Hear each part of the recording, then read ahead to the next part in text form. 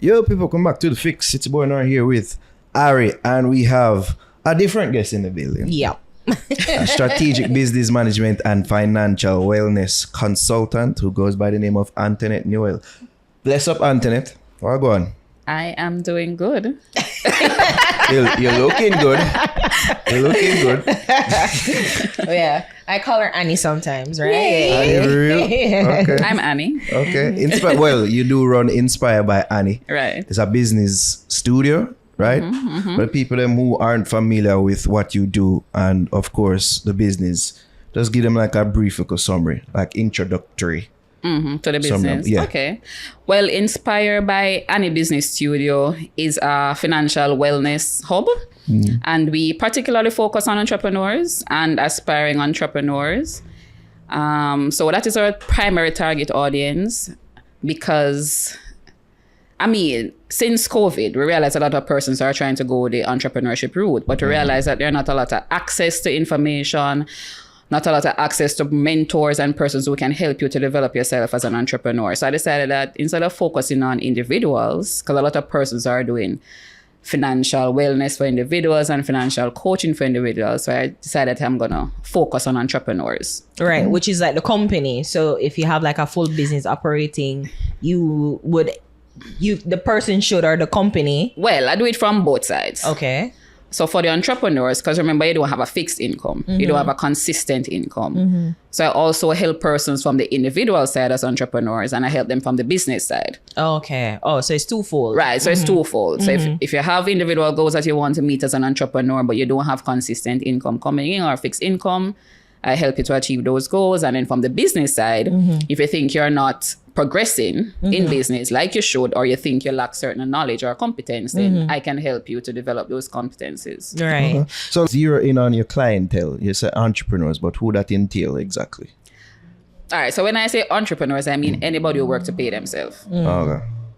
So Self-employed. whatever field you're in, and you have to work to pay yourself, to put food on your table, then you fall in the category of entrepreneur. I'm guessing that usually entails creatives.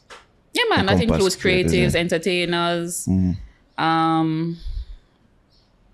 anybody in the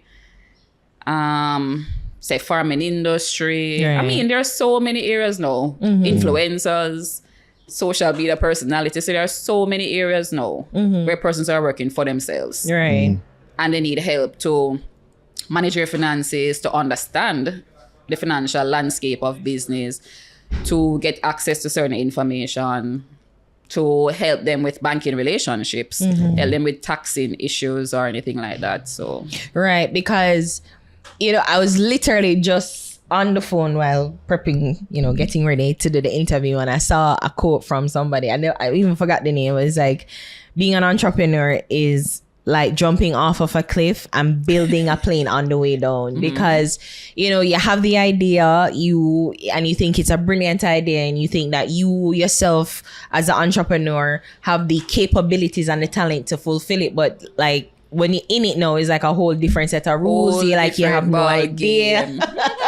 So what are some of the things that as entrepreneurs, like we tend to fall, some of the pitfalls that we tend to come in, and like traps that we tend to fall in, like how can we come out of it, like some of the main traps that you see with your clients In regards to like business, of course. Yeah, man. So from the business side, I'm glad you mentioned that quote, because I always tell persons, not because you have a certain talent or a certain creative gene means that you are suited to be an entrepreneur. Right. So everybody can't go into entrepreneurship because having the talent alone won't allow you to be successful in entrepreneurship. You need the other assets. Right. So you need to understand the financial landscape of business, you need to understand the industry that you're going in.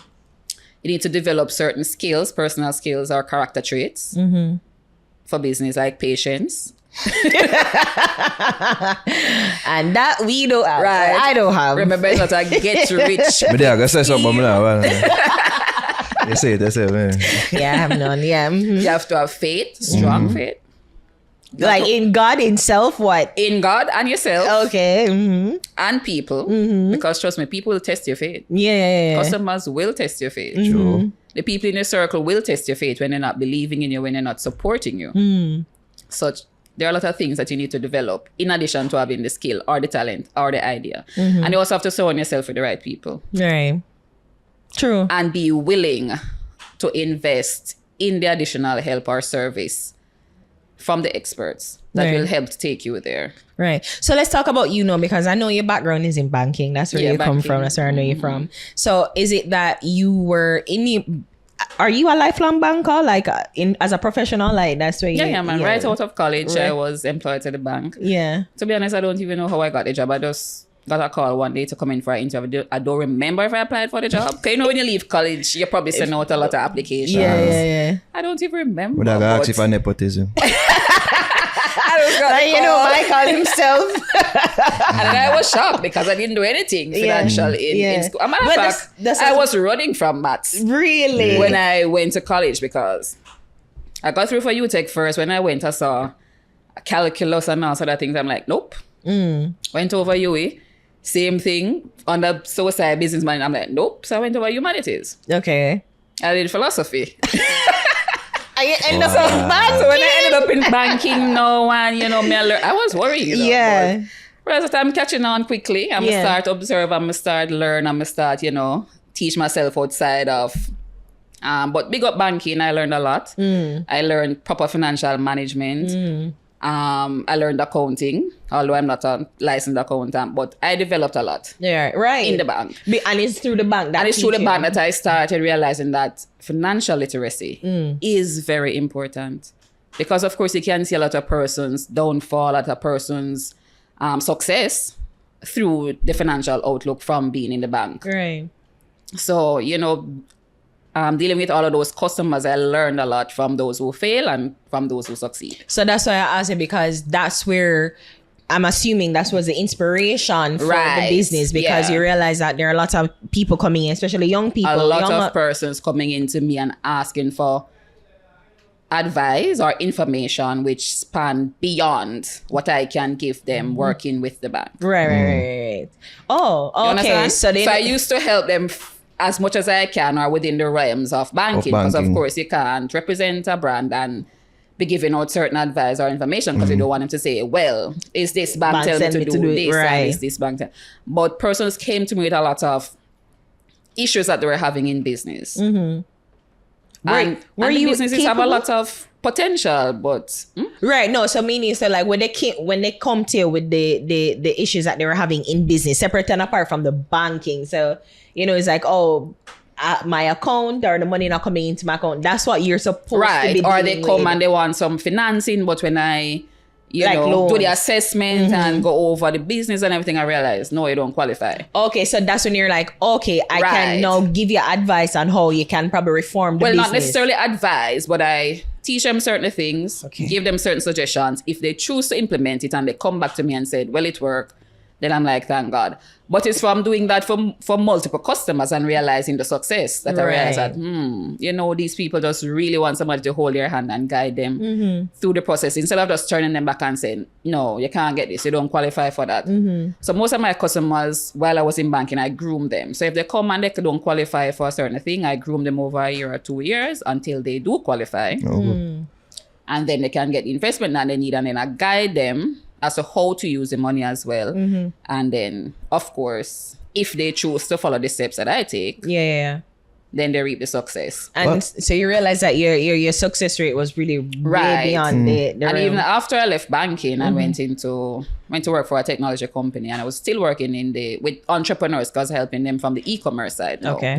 And customers from the bank were still calling me for help. So I'm like, well, it looked like I really need to take up this thing and help persons. Yes. Because persons really need the help. Yeah. People are struggling out there as entrepreneurs. And you realize that your expertise, like you've the information and the knowledge that you've gotten while in the bank, it really has helped you to get this wealth of knowledge that you're able to offer young people. I mean, while in banking and realized that financial literacy is important, I went further. So I did some studies in marketing, and I went to do my MBA in international business management, which of course included a lot of accounting and everything business related. So of course I went to, get more information, get more qualified so that I can give of my best to my customers. Right. When I got ask you, what is the biggest strategy you would or advice you would give creatives, entrepreneurs, like business strategies? I know you don't want to give it the total sauce, but what's something you could tell somebody out there in regards to strategy? I mean, it might sound simple, but I want to tell persons, entrepreneurship is not a one-size-fits-all. So not because somebody with your skill set did something a particular way and got to success doesn't mean you have to follow that same path. Because the same opportunity is not available to everybody. You understand? No, I get it. So some persons keep trying to follow what somebody else is doing. Tell us about it. And and then they feel fed up and frustrated when they're not achieving the same success. Right. But you have to set your own goals. And that's the next thing. A lot of entrepreneurs don't have any goals. What do you mean? But for make money. You want to make money, of but how course. much money you want to make? Yeah. Are you okay with making $5,000 for the week? No. Is it that every day you go out, whatever you make, you're satisfied as long as you're an entrepreneur? Success? Yeah. Oh, What exactly determines success? So you have to determine what success, because again, so everybody's success is different. True. Your success might be you want a 10-bedroom house. True. No, just 3. Narrow success may be that you want 3 Porsche. Somebody else's success may be that they want to set up a successful business so that they can have time on their hands to spend with their family or to travel. Everybody's success different. Right. So how do you get to that success? What steps do you take? How much money I need to make each day? How much customers I need to target each day? How much closed business I need each day or each Oh, week? shit. So it's like these breakdowns. You like, have to break it down granular. Oh, wow. You can't just turn up each day and just hope that you make a sale or hope that the business make money. Right. Because when you wake up every day and looking at your book and say what you need to do, it's better than just go out there and just wing it. Right. Yes. Sometimes you have to wing it, but more often than not, you have to have a plan that you're working with. You have to know what you want to achieve and in what timeline. Okay. Must work out in the timeline that you're setting up, because ultimately God control time. Yeah. But you have to put the things in place so that when God ready for it come true.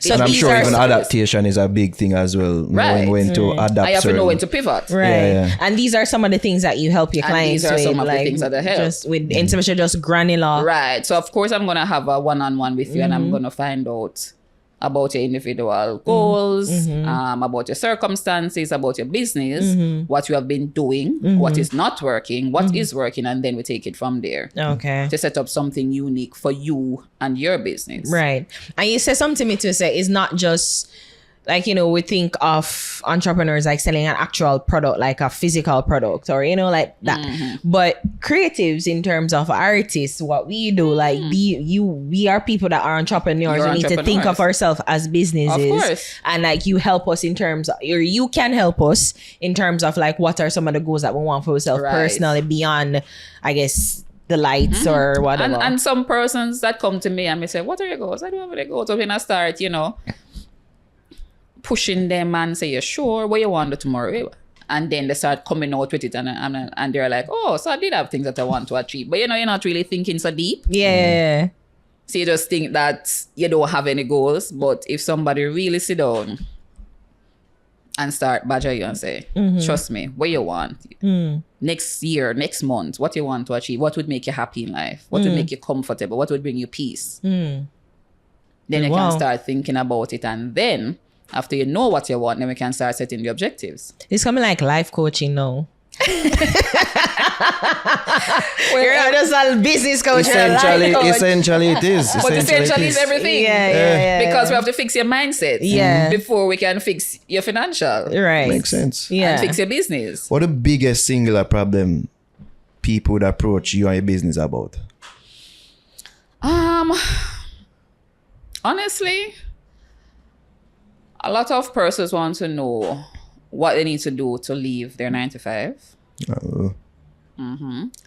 And then a lot of persons want to know how they can get investments. And a lot of persons want help to get qualified for a business loan or even to build a relationship with a financial institution. Yeah, because for creatives, it can be hard out there because It can be hard. you not necessarily have no pay slip Right. and them type Line of of thing. income, right? Exactly. Kind of hard for sure that. Right. And Oh, so you help with that too? I help with that, Oh, yeah. okay.